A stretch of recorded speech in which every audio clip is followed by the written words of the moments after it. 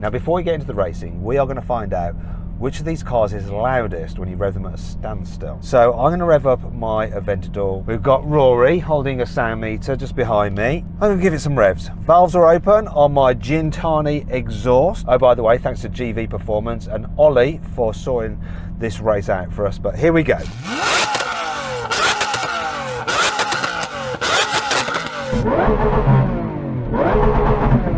Pretty loud. Let's find out how many decibels that was. Rory!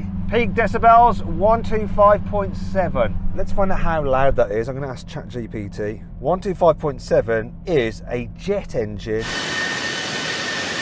or a live rock concert next to the speakers.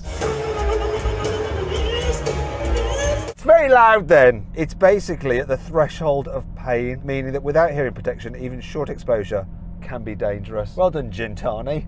You've created a dangerous exhaust.